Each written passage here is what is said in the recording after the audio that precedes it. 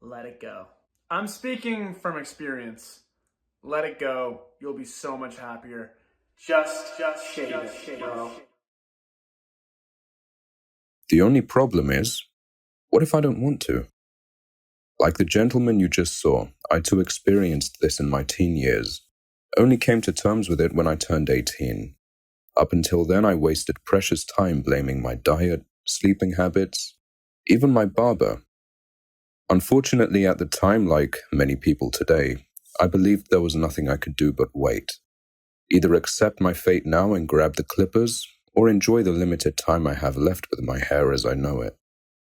Any attempts to find a possible solution either led me to Bald Cafe or scam products based on bullshit bro science.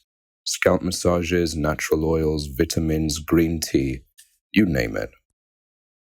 By 19, I reached Norwood 2.5, with my forming bald spot pushing me closer to 3. My temples were receding and my mid-scalp was forming an unusually wide middle parting. There was no hiding it anymore. It was clear that if things continue the way they are, I will be fully bald somewhere in my early 20s. At roughly this same time, I first heard of the medications Finasteride and Minoxidil. Unlike the other so-called treatments I found online, these two actually had high-quality research backing up their efficacy. Specifically, finasteride showed to not only prevent and reverse hair loss for the vast majority of people, it did so through addressing the root cause of male pattern baldness. However, this drug is tied to a lot of unjustified fear-mongering regarding its risk of side effects. Tons of online forums filled with the most pathetic life forms you can imagine, talking about how this drug made their asshole numb, made their heads shrink, their dicks twist and fall off, you name it. Sometimes it's like they compete for who can have the most crazy side effect. I remember one that said he feels suicidal after a wank. I guess he doesn't realize that's how every guy feels.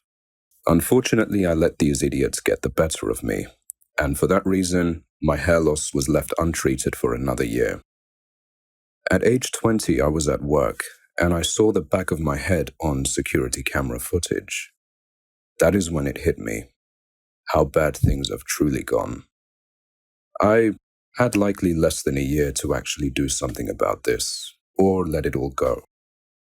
This was my last chance to make a final decision, and I'm thankful I did the right thing. So only within days of seeing this atrocity, I called up my local pharmacy and obtained a prescription for finasteride 1 milligram. Even though I still believed in the myth of post-finasteride syndrome, I told myself, well, what use is my dick if I go bald and never get to use it? When I opened my first packet and took out my first pill, I laughed. What surprised me was seeing how tiny this pill is. It's funny how there are people out there who really believe something this small is going to make their dicks shrink and fall off or turn inwards. I barely hesitated to take this dose, and when I did, it was a huge load off my shoulders. The stress and worry was finally gone immediately, and got right back into getting my life together in all other aspects. Got back into my workout routine, lost weight, put muscle, got a new job, and my overall confidence and self-esteem greatly improved. Shortly after this, I added Minoxidil into the mix just to get an extra kick in the regrowth when it's time. I continued on this stack for about 7 months, and I was very impressed with the results afterwards.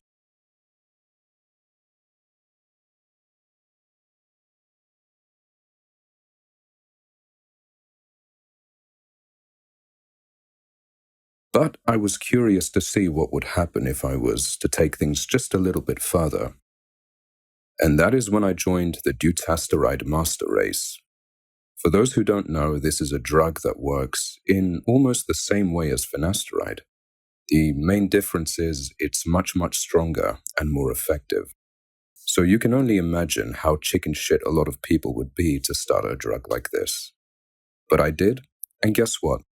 Everything about me still works just fine. I continued to see more regrowth, and I still see more even now. I rejected baldness, and you can too.